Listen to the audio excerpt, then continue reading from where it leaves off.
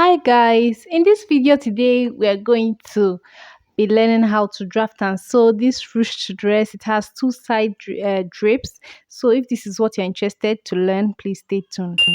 So first, I already have this drafted paper of the lower part of this dress. This is the skirt side. So I already drafted it. So please draft yours. I have videos on how to draft a basic skirt, and this is what I'm using. Okay. So I just drafted it, and this is from the waist to the length of the lower part of this gown. Okay. So I'm marking 1 1 inch. You can see what I'm doing, please. I'm marking 1 1 inch, and this 1 1 inch I'm marking, I will do it from the top to the bottom of this drafted paper. Okay, and this is so simple to do, so please try it out. And then I'll quickly rule across on each of these marked lines. This is so simple to make, so follow me step by step and let's do this together. Okay, so after ruling this all, I will now number it, okay, all the way from the top to the end. But I'll just make sure that I rule all this line all the way down, okay. Then I will now number it. So I numbered from 1 till the end, okay. Sorry that I didn't come out that straight, okay. So I'm going to cut this out. I numbered it so that when I cut it out, I don't mix them up. And look at where all the curves of my hip. When I'm placing this on my fabric, you will see the way I'll place it. If you number it, you would not make mistake while placing it on your fabric. Well, when you don't number it, you may mistake number 17 for number 5. Okay, and that will make the shape of the dress irregular. So I'll just go ahead and quickly cut each of them out. I'm going to cut them all out from the beginning to the end. All right. Please ensure that you accurately number out your pattern paper, okay. So after doing this, after cutting them into pieces, I just numbered the last one. I have 27 pieces of this pattern paper. I'll be placing each of them on my fabric, okay. So I on my fabric now, for the front part of this gown, the lower part of this gown, that's the front lower part, okay. So I folded it into two. This is for the lower part, please. I folded it into two, and then I'll be placing these pattern papers on my fabric, okay, just this way that I placed it, but I'll be doing it in a much more organized way, okay. I'll place my face paper like this, okay, and then I'll mark 1 inch, then place the next one, and this is the way I'll do it all the way down, okay. So I will just place it properly. I will mark, I will check out where I have 1 inch, then I place it just this way. Then I will still do the next one. As simple as that. It's very simple. But another thing I want to also bring to your notice is that you should check out the position of this paper. You can see that the side that has my shape, the hip side, okay, is facing that other end. Okay, this end here, this side has my hip side, so you don't mix it up. You don't have to place the paper upside down and then the hip, you have to place the hip at the middle of the dress. Please place your papers appropriately, place them very well. So this is it. This is me just placing them. Then ensure that you have 1 inch between them, okay. Actually, you can even do more than 1 inch. Okay, you can do as much as 2 inches.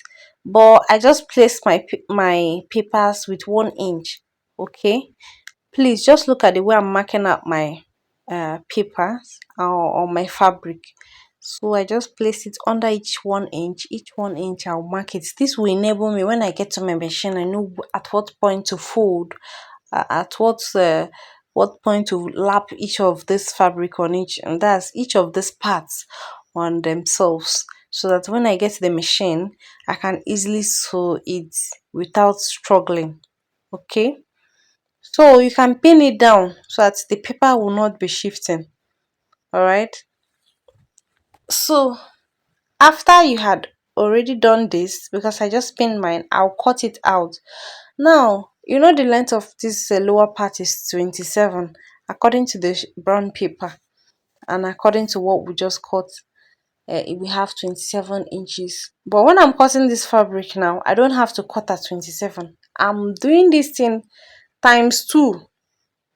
So that means instead of having 27 inches, what you're supposed to have is your measurements times 2, because each of these thing has 1 inch below it. So I'll just be folding them like this. Okay, I'll just run my stitches and I'll be following the marked path, and this will serve as my direction. This will guide me while sewing on this machine. You can see how I'm doing it. It's much more easier because I have a guide. And this side that I marked, I still marked it on the other side. You know that it's folded into two. I still did the same thing for the other side. So please, while you're doing yours, do the same thing for the other side so that two of them will be matching each other, and then they will both align. Okay, it's very simple. You can see that with the marked part is directing me. So after doing this for this side, I did it for the other side as well. So the same thing I marked, and the same way I marked it for the front, you will have to do the same thing for the back as well. That was what I did for the back. And look at the way my back is. You can see that the the lines are forming very well. You can see that the gown is already coming out fine. Okay, so please do the same thing. So after I had already done this, I will still join the back. Okay, I will join the back of this my dress so that it aligns, and this is the front. When you are done with this fabric, try to place this fabric on your pattern paper. Okay, so that you will ensure, or you just simply measure and ensure that you're not shortening the length of your gown. Okay, once you shorten the length of your gown, you have affected, you have to lose. So try to make sure that this fabric is matching the what you have as your actual length, hip and waist measurement. Okay, so I just went ahead. I'm going to be cutting the front. The front is just using the basic body, pattern to mark it. It's very optional if you want to, but I already have a basic body pattern, and this is what I'll be using to cut out the front. And then I added about 3 inches to 4 inches at this lower part, this part that you're seeing here, so that I can also add a bit of pleating here. I can pleat here a bit because I don't want the whole front to be pleated. I want it to be plain, but towards the lower abdomen, then it will just have a little pleat just this way. Okay, you can see how I just use my basic pattern to cut it out. I already have a video on how to make this basic pattern, this basic body pattern. Please check these videos out. Okay, so I will ensure that when I pleat it, that it doesn't become lower than my half length. Okay, so I'll have to ensure that after pleating it, I will ensure that my half length is still intact. So I'll just quickly go ahead and cut out my sleeve length and my sleeve. And already I have a basic sleeve pattern that I had already drafted, and I also have this video on my channel. Please, if you have not seen it, kindly check it out, and you'll be well guided. So this is the basic sleeve. This is what I'm using for this gown, and you can see that this gown is fabric is a very stretchy material.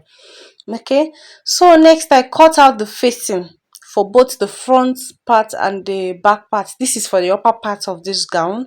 Okay, so this is the facing. This material is very stretchy. It's very, very stretchy. So what I'm even doing is that I'm not even working with any allowance, because at the end of the day it's still going to be, in fact it's almost like elastic. The material is very stretchy. Okay, now for this splitting of those front parts, I'm going to mark from 7 inches, because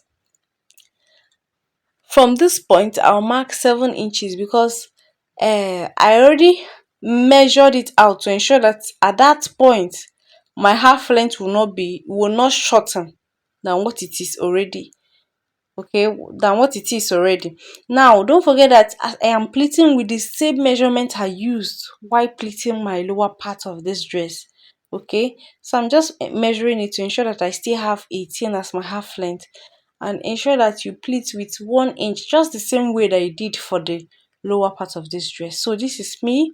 I had already pleated it, and then added the facing for this dress, for this gown. So this is how it looks. This for the upper part. This is how I want it to look. I don't want the pleating to start from the up to the lower part. I just wanted it to start halfway so it can meet up at the waist area. Okay, so I'll be adding this, I'll be joining this part together. Okay, and then I'll still join the other part. Then it's optional if you want to add a zipper, but me, because of the stretchy nature of this fabric, I will not be adding any zipper. So I will just join the lower part of this gown to the upper part, and then simply join them. It is very simple. You can imagine that we're even done with this gown already. So I really appreciate that you stay tuned to watch till the end of this video.